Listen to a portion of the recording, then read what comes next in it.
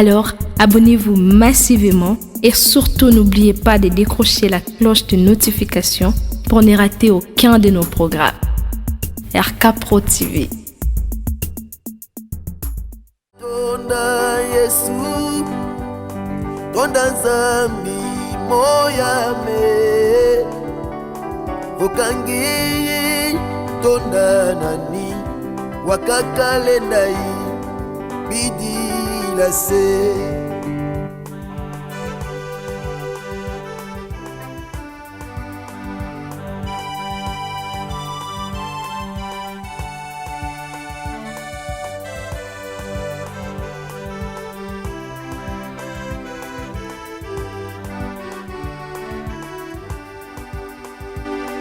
Utilanga masemeto, yundulanga mwanandi, mwanisanga menizeto, nanipi na Nzambeto, tonda, tonda, tonda, tonda Yesu, tonda Nzambi moyame, bokangeye tonda nani, wakakale ndai, bidi la se. Nzambe azali tata, solo nako banga te. Nzambe azali tata, solo nako banga te.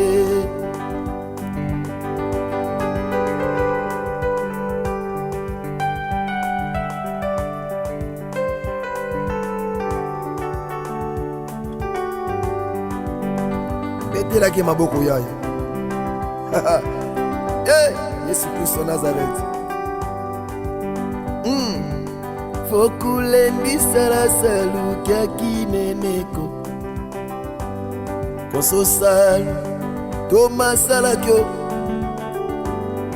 betela ye maboko abongi na lokumwe, folo kya kukesesa ge mama, fulu kyaku kisesa, fulu kyaku kesesa, silavu ya vilange wasongayo, fulu kyaku kesesa, gedibundu, fulu kyaku kesesa, fulu kyaku kesesa, silavu ya vilange wasongayo, uluka kukesesa, vokule nisala salu kya kineneko, koso salu toma sala kyo, na beti mololo vukayikama, uluka kukesesa, mama fulu kyaku kesesa, fulu kyaku kesesa, zilavuya. Au commencement était la parole, et la parole est Christ. Radio Parole Vie, la radio qui donne la vie à travers la parole. Mbote Shalom, chers auditeurs de la radio Parole Vie, la RPV. Vous amis partout à travers le monde entier.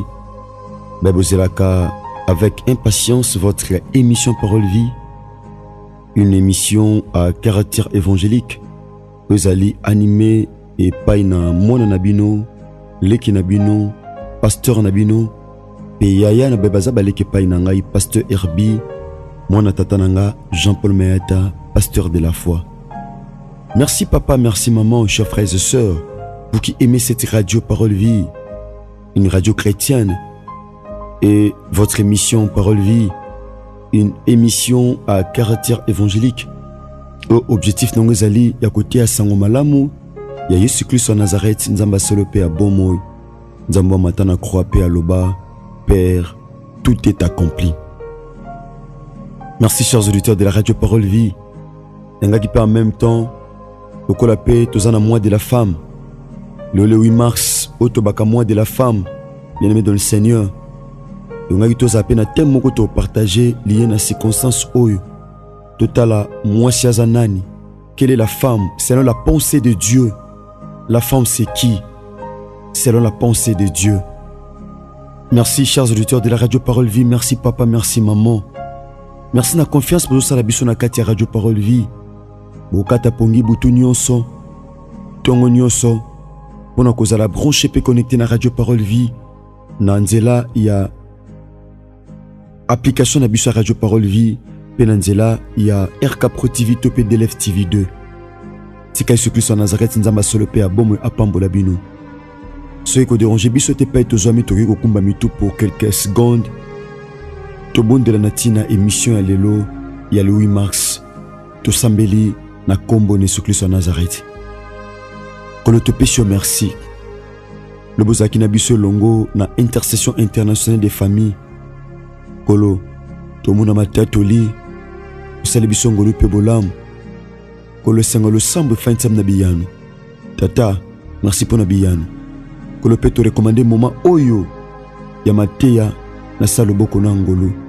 Ceux qui bombent, to missile, eux betama na minute ya kutanga na ba seconde. Ils ont créé des dégâts. C'est que liloba oyo te ya matata na ngonga muke. Et même réparation, restauration, paix, stabilité. Na bo mwande komoko a peso mutemo asala confiance. Lilobo le kaebo ete. Kolo sopa mafuta pengu yana liloba oyo. Afin que objectif o lingo atteindre na bo moya bato. Nanzela liloba oyo na émission Parole Vie. Et salama bongo na kombo na Yesu Masia Nazareth. Nzamba solo pe a bomoy. De to bonde na kondima. Petolobi. Amen. Merci papa, merci maman. Yanalinga qui te partage un thème oyo par la grâce de Dieu. Tu continues à ngopé lobby mercredi topé jeudi. Oezali, femme, tu as raison. Moi si, Ozana raison. Bien-aimé de le Seigneur. Ezana batubele ba peso tort na vie. Ezana batubele ba peso chance te ya o témoigner mon nzambe. Ezana batubele ba peso tort na mabe o salate. Pourquoi? Parce que Zaka n'a été à faiblesse. Au salam abete, mais qui les condamne yo par défaut. Moi qui les condamne yo pour rien. Mon salam abete. Au tambousa ma paix m'abete. Mais moi qui li est traité yo bien aimé dans le Seigneur. Nous l'engépé Seigneur qui est traité yo. Et tu on a ba blessure intérieure. Et tu on a ba problème, ba mikakatano tout ça, ça et là. Bien-aimé dans le Seigneur, Ezabilo que belé pensa mutema na yo. Mo qui les condamnant parfois na mabe au salate. Combien de personnes aujourd'hui baza condamné na batu, baza condamné na justice suite à faiblesse. Pourquoi? Parce qu'à côté na faiblesse mo songolo ba condamné. Bien-aimé dans le Seigneur, femme, tu as raison. La femme c'est qui? Nzambe tango sali Adam. Alobi, il n'est pas bon que l'homme soit seul. Je lui ferai une aide semblable. Donc, femme est une aide. Je m'aimerais dire à quelqu'un qui me suit en ce moment. Muto ayaka kosunga. Muto azana posa lisungi. Yohana za le plus fort par rapport à Muto. Baye kosunga. Donc, femme est une aide. Une aide complète. Une aide puissante. Oyaye. Pour combler vide. Bien-aimé dans le Seigneur, l'homme avait aussi la capacité, l'homme avait l'intelligence, l'homme avait le pouvoir dans le jardin d'Éden. Mais Nzamba permettait qu'il était bien que la capacité à Moutou. Il a fallu Nzambe acha une femme à côté de l'homme comme aide. Bien-aimé dans le Seigneur, Tokomona même dans le chantier. Tomo, ce sont les aides qui travaillent. Basaka musala makasi. Koleka même parfois ingénieur, koleka même parfois maçon, aide maçon. Tomo naka comment basaka misala ya kilo pe ya makasi. Donc moi si azali sungi topé aide.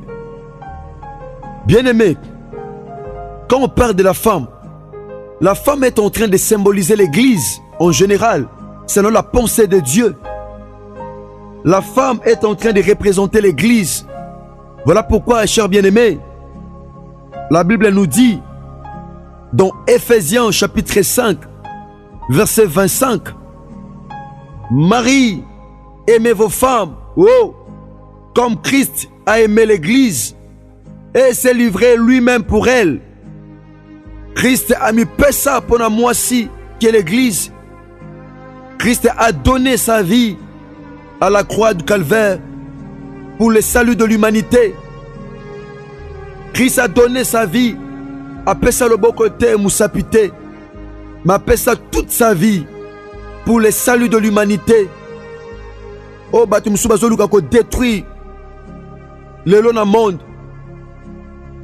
Mais bien aimé, c'est Dieu qui connaît la cherté du sang de l'homme. Pourquoi? Parce qu'il y a tout un Dieu qui avait quitté le ciel. A quitté Guina Sepwabi qui s'amoute. La femme représente l'Église. L'Église de Dieu a raison. L'Église a raison. Bien aimés dans le Seigneur, chers auditeurs de la Radio Parole Vie, vous qui nous suivez partout à travers le monde entier, écoutez, chers bien-aimés, dans Matthieu chapitre 16, au verset 13, Tokita Tinase, na 18, bien-aimés, tu as remarqué, à Christ, à zotuna ba disciples, Abiba tu balobaka nini ponanga. Dans Matthieu chapitre 16, verset 13, Yesu akomaki na territoire ya Césarée de Philippe, atuni ba disciple na ye. Jésus étant arrivé dans le territoire de Césarée de Philippe, demanda à ses disciples, qui dit-on que je suis, moi le fils de l'homme? Batu baloba nini ponanga nazanan ngai mwana moto. Ils répondirent, les uns disent que tu es Jean-Baptiste, les autres Élie, les autres Jérémie, et l'un des prophètes. Et vous, leur dit-il, que dites-vous que je suis? Pona bango, naza Jérémie. Pona bango, naza Mosakoli. Pona bango, naza Jean-Baptiste. Mais pona bino, vous qui êtes mes disciples,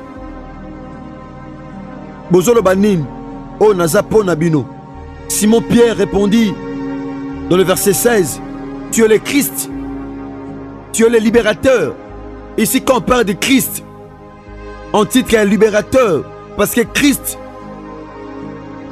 Naba Yuda ezalaki kombe bande ko pesa mela naba libérateur. Tu es le Christ, le fils du Dieu vivant. Oh. Verset 17, Jésus prenant la parole lui dit, tu es heureux Simon, fils de Jonas, car ce ne sont pas la chair et le sang qui t'ont révélé cela, oh, mais c'est mon Père qui est dans les cieux. Et moi, je t'ai dit que tu es Pierre, et que sur cette pierre je bâtirai mon église, verset 18, et que les portes du séjour des morts ne prévendront point contre elle.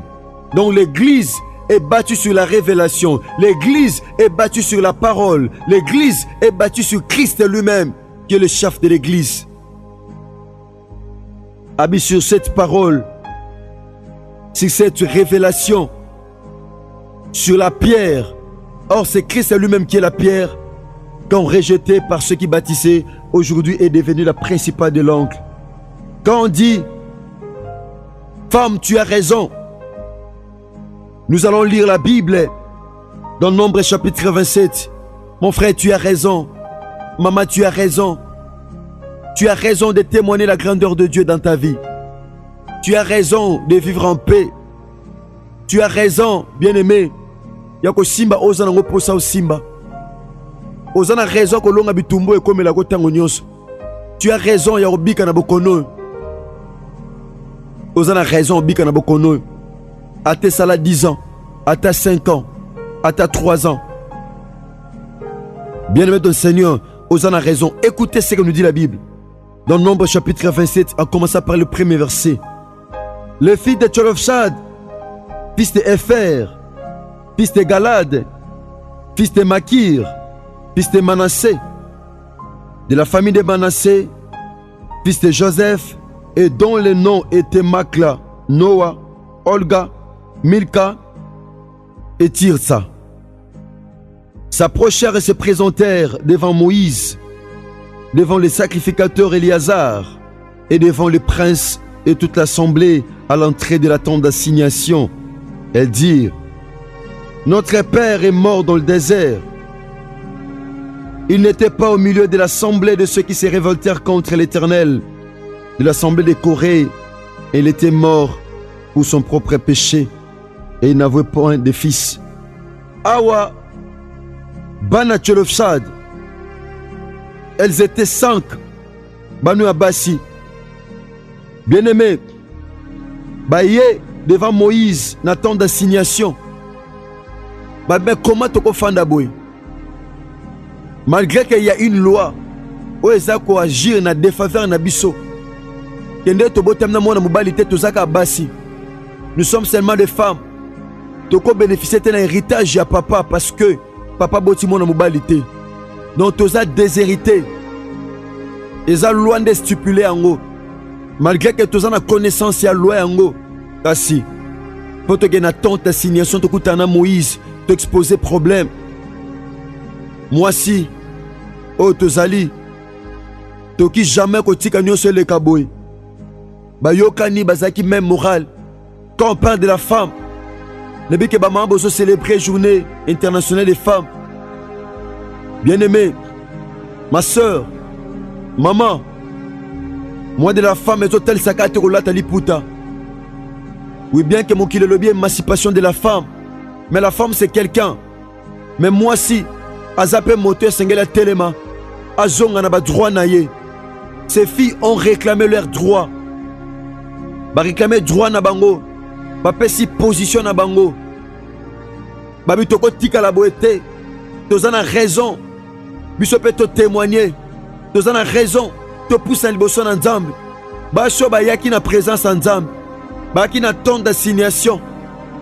Ezane belé. Mokola lelo. Bazako se présenter pas une nzamba ozo lokumute. Mais ces filles bakendaki liboso attente d'assignation pena basali na nzambe bakendaki pena Moïse pena sacrificateur Éléazar balobi tala na verset 4 tata na biso akufaki na désert toza ba orpheline biso basi totikali boye sans père toza déshérité na héritage à papa babi tata na biso akufa akufa te parce que azalaki motomboki akufa te parce que azalaki rebelle akufa te parce que asala makambo mabe akufa te parce que azwaki tumbu moko songolo makufaka na ye moko soki eza na masumu fe eza likolo na ye akufa na masumu na ye moko asala ne mutu mabe te. Verset 4 babi pourquoi le nom de notre père serait-il retranché du milieu de sa famille? Parce qu'il n'avait point eu de fils. Pour nani combat tata na biso lingo longwa boy. Bana ba ko défendre combat tata na bango. Ces filles ont défendu le nom de leur père. Oh. Banu Abassi atako tato Tchelofshad abota mona mobilité. Mais bana ne Abassi ba ko défendre combat tata. Babi combat tata ko leka boete. Combat tata ko sila boete. Combat tata ko kende boete. Babi poani combat tata lingo leka kabwe. Babi combat tata ko leka boete pesa biso part. Ya boju ya tata na biso Moïse. Pesa biso ango. Pesa biso part. Alors que loi empêchait Ibamba Poussana. Mais ces femmes ont affronté la loi. Yaya. Moi si akondima. Asa moi so affronta kamibeko. Yaya. Na occasion de la journée de la femme. Vous pouvez quoi affronter la loi. Mibeko ba telemisa na famille. Ba telemisa na quartier. Mibeko ba tcha. Yo comme étant église. Osa censé. Au défendre la loi. Peut au détruire misala satana. Parce que l'église a un pouvoir. Parce que l'Esprit de Dieu est là. Le Saint-Esprit est là. Le Saint-Esprit est là. Merci, chers auditeurs de la radio Parole Vie. Tika Yesu Christ en Nazareth, Nzamba Solope à Bomoy. Nzambo Tondimela, Asalabisongolo Pe Bolamu, le 8 mars Lelo 2022. Yesu Massa Nazareth Apambola Bino. Là, je dis encore joyeux anniversaire à mon frère bien-aimé Ndeko Chris Kundenga. Joyeux anniversaire ozo fête anniversaire no mokolo lelo tika Yesu Kristo ya Nazareth nzamba solo pe ya bomoi asalongo pe bolam atako belaki atako bitumba mais nzamba bateli yo de manière à ce que une année ebakisama na âge na yo pe une année elongwa na mikolo onkola pesa on na sena tango na sena mabeleki. Merci papa, merci maman na confiance au bozo sala biso Radio Parole Vie. Merci ndeko moi sipe mobali o comme pasteur topé évangéliste natina ko partager tango nyonso émission na biso ya Radio Parole Vie. Tika Yesu Kristo ya Nazareth nzamba solo pe ya bomoy nzamba elonga nzamba makoki nyonso kolo apambola bino asala bino ngolu pe bolam. Merci ndeko bozo matia tango musu na pasi tango se comme la bino ba difficulté parce que WhatsApp yem taza ko gérer ba matia auto panza na WhatsApp mais na YouTube ils ont un problème té na DLF TV 2 topé na RK Pro TV topé na navigateur Google na biso sokoti obeti radioparolevie.com okozana kati wana bon ndeko bozo matia na pasi kra numéro auto comme là-bas requête na biso toko comme yango ozo matia facilement donc ndeko ozo matia na pasi enregistrer numéro oyo comme la biso na numéro oyo ko permettre au kota na système na biso na numéro oyo pour mater comme le facilement numéro zali plus 243 89 58 45 235. Merci papa, merci maman. Ce qui est Jésus Christ en Nazareth à maison milité tout kutani bongo lobby. Là je dis un grand merci à l'ingénieur Chris Kundenga. Ingénieur Chris Kundenga, merci pour la disponibilité. Ingénieur Jeksan Pemba, ingénieur Trésor Tingi, Ndeko Bogos Anderson, Ndeko Reis Kangi, Nzamba Lola, Yesu Masia Nazareth, Nzamba Tatana Biso Mayata Salam no Bolam. Ce qui Christ à maison milité tout kutani bongo lobby na continuité à thème oyo femme, tu as raison. Merci, que Dieu vous bénisse. Au commencement, était la parole, et la parole, et Christ. Radio Parole Vie. La radio qui donne la vie à travers la parole. Abonnez-vous sur RK Prod pour équilibrer votre vie. Un programme consistant pour votre vie chrétienne. Campagne évangélique. Prédication. Prière.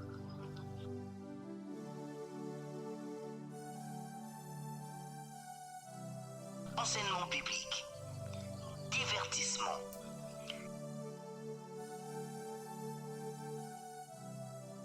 Cinéma.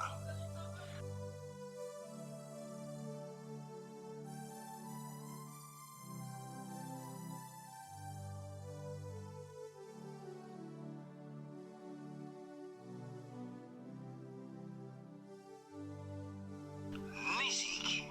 Alors, abonnez-vous et n'oubliez pas de décrocher la cloche des notifications pour être informé à tout moment.